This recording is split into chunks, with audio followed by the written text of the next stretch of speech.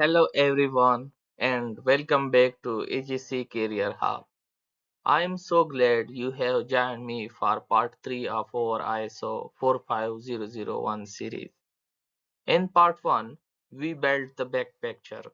We understand what ISO 45001 is, why it exists, and how the plan do checked act cycle sits at the heart of everything.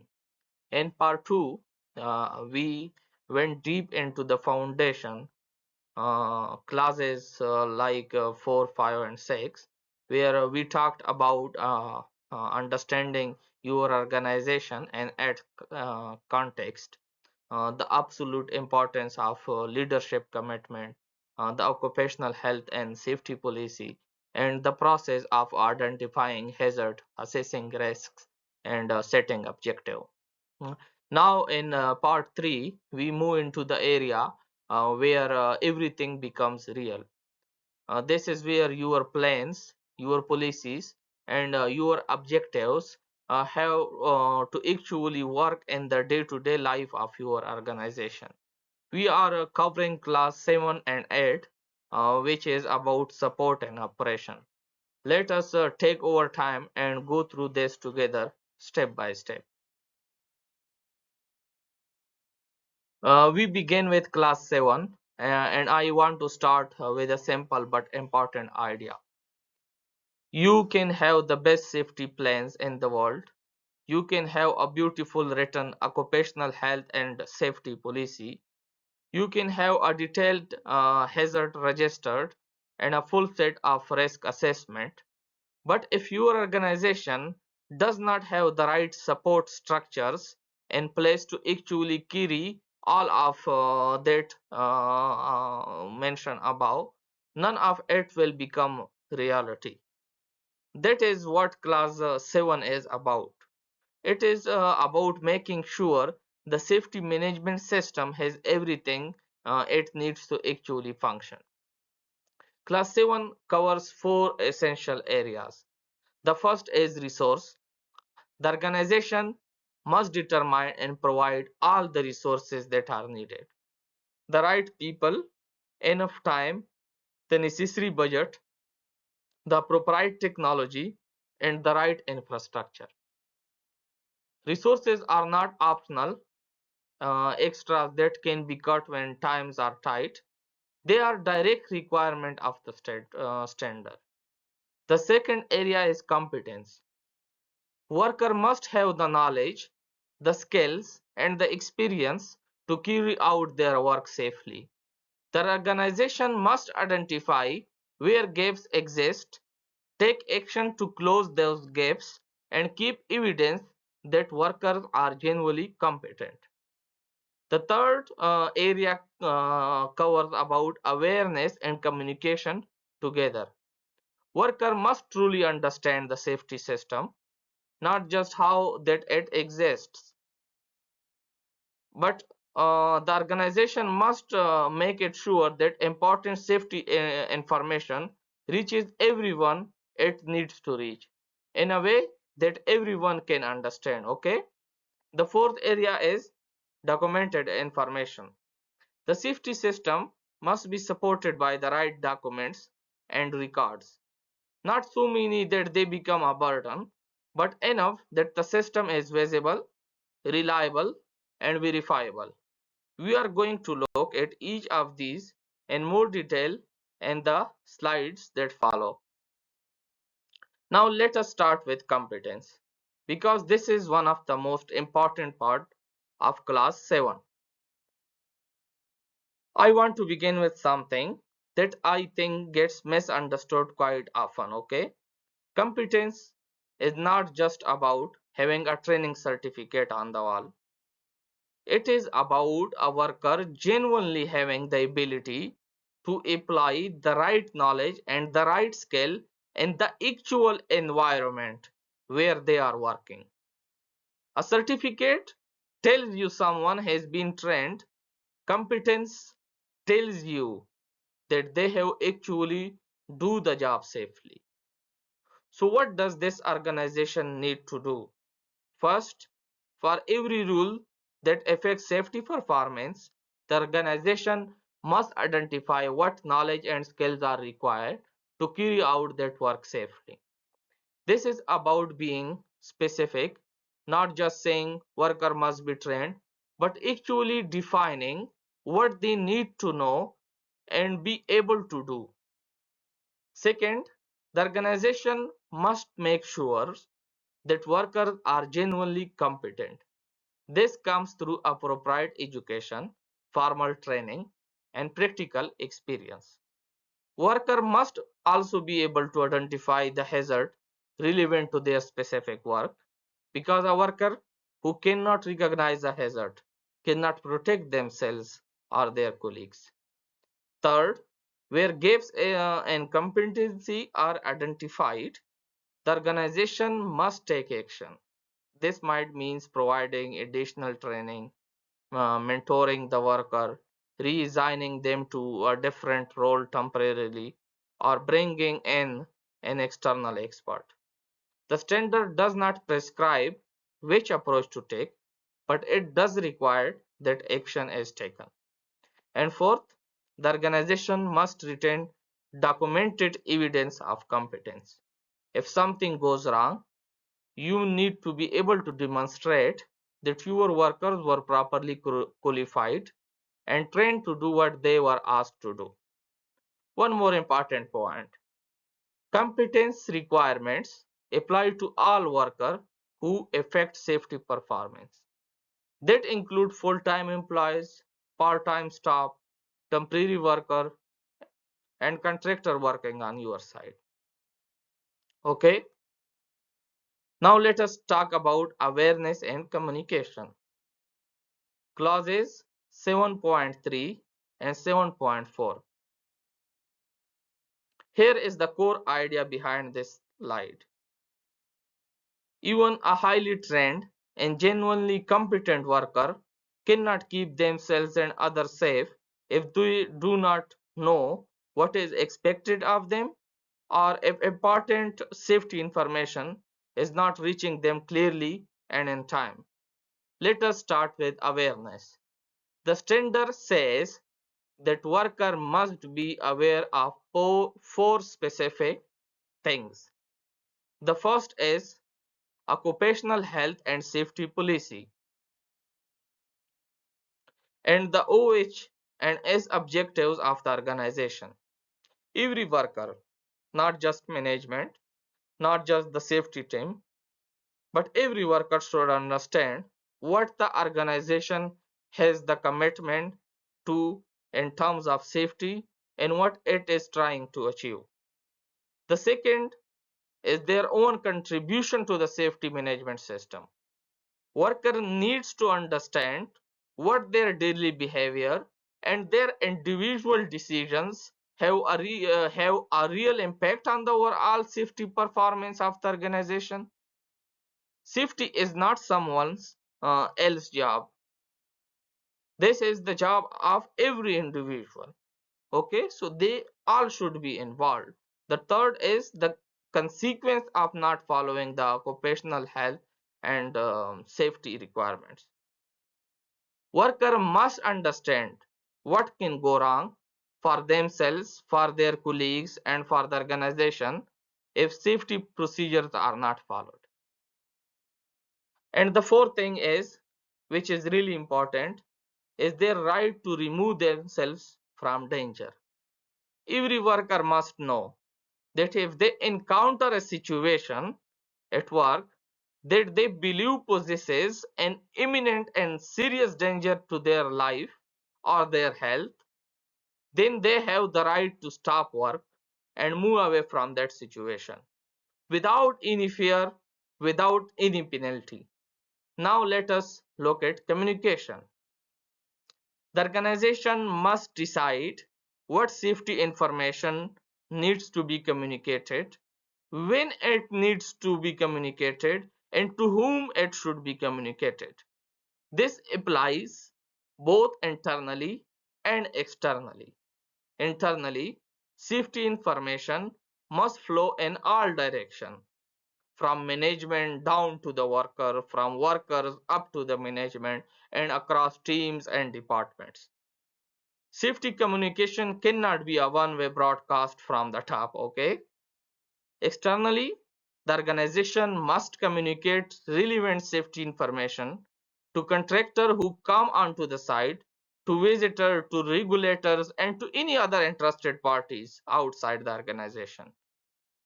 And the standard specifically says that communication must account for diversity, language difference, different level of literacy, physical or cognitive disabilities, and cultural differences. They must all be considered. If your safety communication only works for some of your worker, it is not good enough. This should be for everyone. Now let us talk about something that sometimes get a bad reputation, which is documentation. Many people in the safety world have experienced what happens when documentation becomes an end in itself. Mountains of paperwork, dozens of procedures that nobody reads, forms that get filled in just to satisfy an auditor. ISO 45001 is very clear that this is not what it is asking for. The standard says that the documented information should support how you actually work, not replace it, not sit alongside it doing nothing.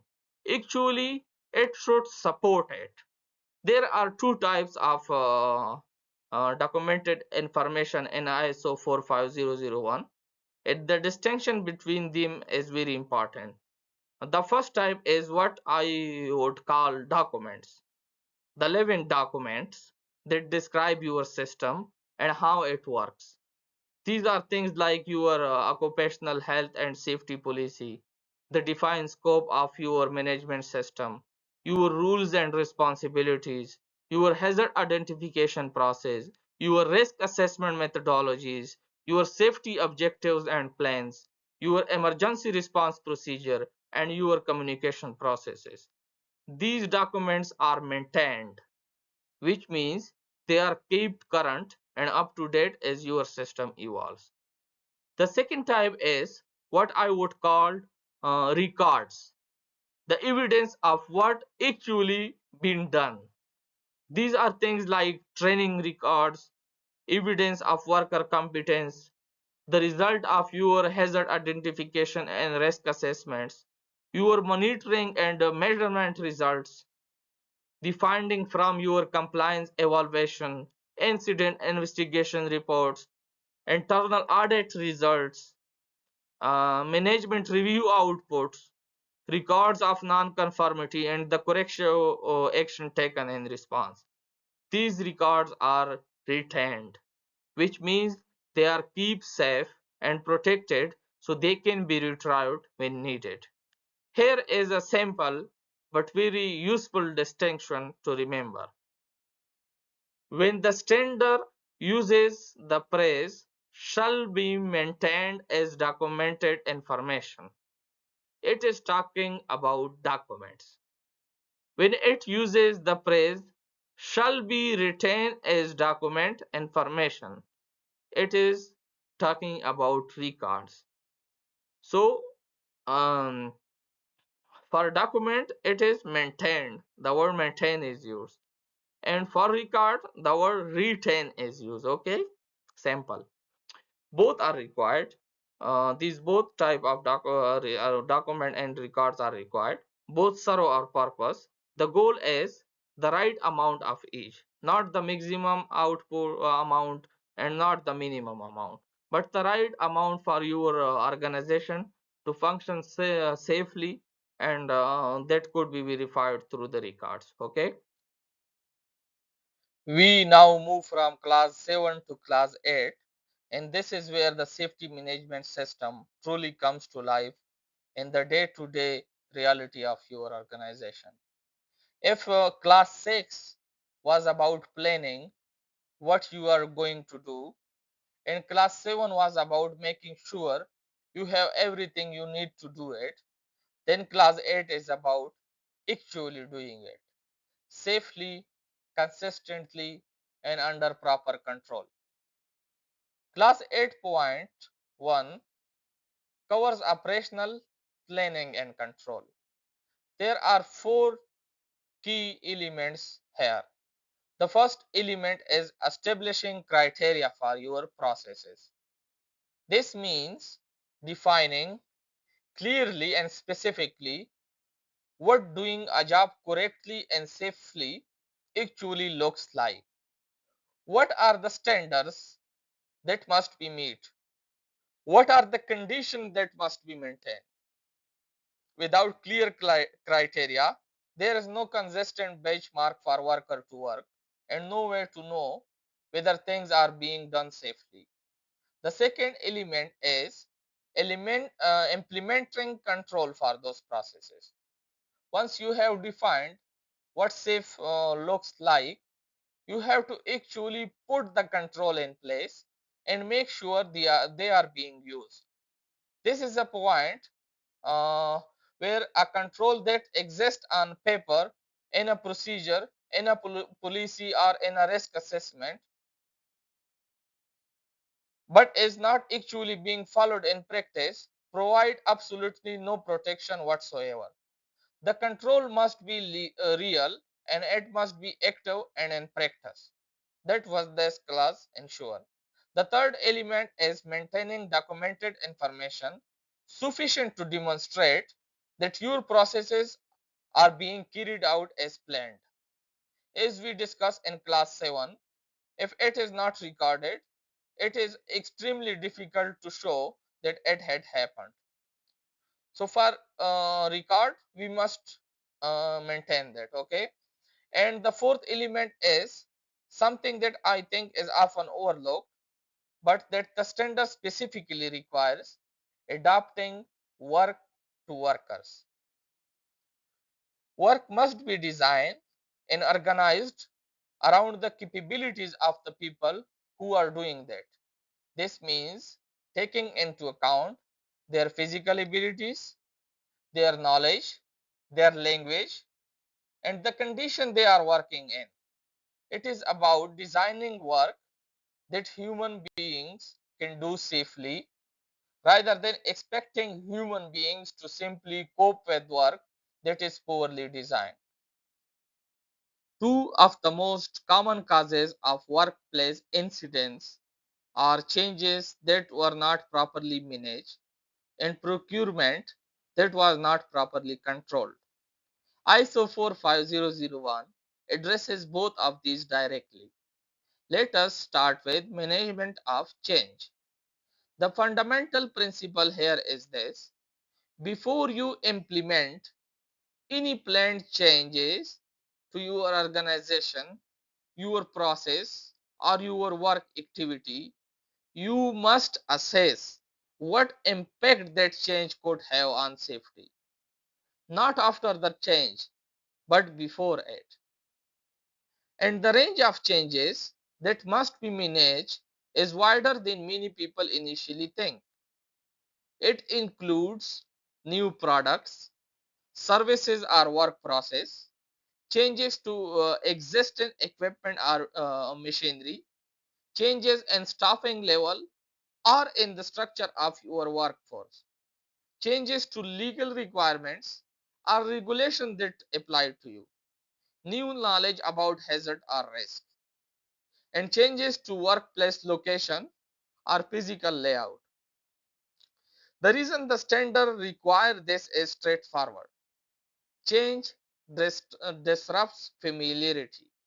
Workers who know how to do something safely in one set of conditions may not automatically know how to do it safely when the condition changes. The safety assessment of any change must happen before the change is made so that new hazard can be identified and controlled before they cause harm. Now look us at procurement.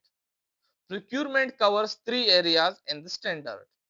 The first area is good, goods and equipments. Before any new material, substance, piece of equipment or a tool enters your workplace, it must be checked to ensure it meets your safety requirements.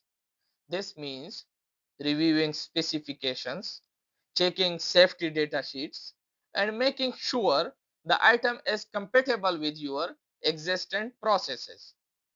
The second area is contractors. When an external organization comes onto your site to carry out work, you must coordinate with them to identify the hazard arising from their activities. And your occupational health and safety requirements apply to those contractors while they are on your premises. This must be clearly defined, ideally in the contract itself, or there is no ambiguity about who is responsible for what. The third area is outsource functions. When you outsource a function or process to an external organization, meaning they carry out work that would otherwise be done inside your organization, sometimes called third parties, you remain responsible for the health and safety outcome of that work. You must define and apply appropriate control even though the work is being done by someone outside your organization, third party. This is a point that many organizations miss, and it is worth repeating clearly. Assigning work to a contractor or outsourcing a function does not transfer your responsibility for the safety of worker doing that work. Okay. uh, Now we come to one of the most practical and visible part of entire standard, which is emergency preparedness and response, which is clause 8.2. Let me start with something, uh, and let me be honest. No matter how good your safety management system is, emergencies can still happen. A fire can break out, a chemical can spill, a worker can suffer a serious injury, a natural disaster can strike, a structural failure can occur without warning. The goal of this class is not to pretend these things cannot happen. The goal is to make sure that when they do happen, your organization is ready for that. ISO 45001 asks you to take 6 specific steps. The first step is identifying emergency situation that could realistically occur at your workplace. You use your hazard identification process to think through the possibilities. And importantly, do not only think about the obvious one, think broadly and honestly. The second step is developing a planned response for each potential emergency before it happens. This plan must include how first aid will be provided, what the evacuation procedure is, who will call the emergency services, and how communication will be managed during the emergency. The third step is to train workers for the planned response. Worker must know exactly what to do, where to go, who to contact, how to use emergency equipments, and what their individual role is in the response. The training must happen before an emergency occurs. It is far too late to explain the evacuation procedure while the building is on fire. The fourth step is to test and exercise the planned response regularly through conducting drills, run exercises, see how the plane performs under realistic conditions. Emergency response plans that look perfect on paper but are never tested, are rarely effective when a real emergency situation arises or happen. Testing reveals gaps that you cannot see any other way. The fifth step is about to review and improve the plan after every drill, where you see the gaps, every exercise, and every real emergency event. Evaluate honestly what worker did and how they did it, and what they did not do rightly. Okay, update the plan accordingly, and then test it again and again for constant improvement, consistent improvement. Okay, the sixth step is to communicate really relevant emergency information to all parties who need it, like worker, contractors, visitor, local emergency services, and where relevant, the local community. And again, this communication must happen before an emergency occur, not during like not during emergency is ongoing or after that. We should be proactive. Okay. Before we move to our summary, I want to take a moment to help you see how class 7 and 8 fit together, because I think this connection is really important to understand. Class 7 is about building capacity. It is about making sure your organization has the right people with the right knowledge, the right communication channels, the right documents and records, and the right resources. All these things are foundation. Okay. Class 8 is about using that capacity in the real world every single day we spend on our site. Okay, it is about making sure your operational processes are under control, that change is managed safely, that procurement is screened for safety risk, that contractors are managed properly, and that your organization is genuinely ready to respond when an emergency happens. Okay, neither clause is effective without the other. They both work in coherence with each other. If you have class 8 without class 7, if you have control and procedure but your workers are not competent, your communication is poor, and your records are missing, then your controls will not be used correctly. They will be misunderstood, ignored, or applied inconsistently. If you have class 7 without class 8, if you have trained, aware, and well resourced worker, but your operational processes are not controlled, your change of management is absent, and you have never thought about emergencies, then your workers have nowhere to apply their competency safely. The two classes work together. Class 7 builds the capacity, class 8 uses that capacity, and the result, when both are in place and function properly, is a workplace where workers are genuinely protected, where risks are under controls, and legal requirements are met. And the safety management system is a living reality rather than a set of documents on a shelf. And that brings us to the end of part 3. Let us take a moment to bring everything together. We started with clause 7.1, which is about resources. The organization must identify and provide everything the safety system needs to function, like the right people, the time, the money, and the infrastructure. Resources are a requirement of the standard.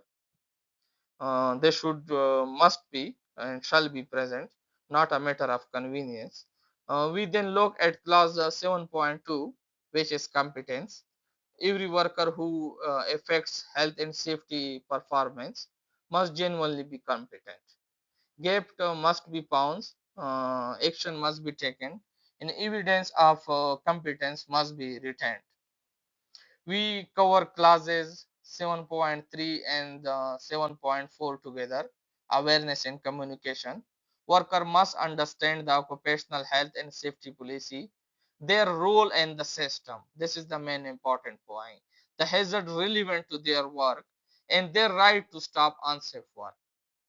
And safety communication must reach everyone, both internally and externally, in a way that everyone can understand. Okay. We then look at class 7.5, which is documented information. Maintain the documents your system needs. Okay. Retain the records that prove what was done.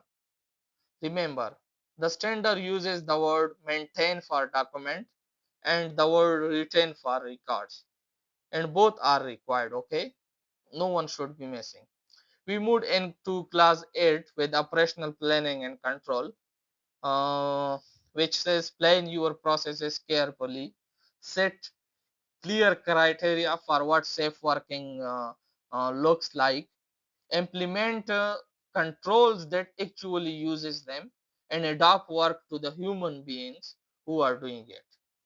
We then covered change in procurement in class 8.1, 0.13 and 8.14, which is assess safety impact before any change is implemented. Apply your safety requirements to goods before they enter your workplace, to contractor before they start work, and to outsource functions even when the work is done outside your organization.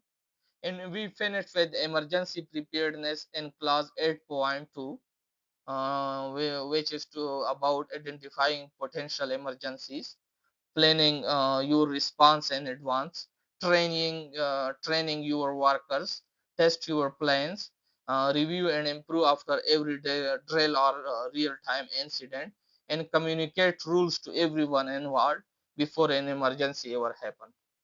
In part 4, which will be our final part of introduction to ISO 45001, we will cover class 9 and 10, which covers and tells us about performance evaluation, internal auditing, management review, and continual improvement. This is where we talk about how you know whether your system is actually working, and what you do when you find if it is not working. I really hope part 3 has been clear and useful. If there is anything you would like me to go back over or explain in a different way, please leave a comment. I read everyone's comment. And lastly, please subscribe if you have not done so already, so you do not miss part 4. Thank you so much for being here. Take care of yourself and take care of the people around you. I will see you in the final part. Goodbye.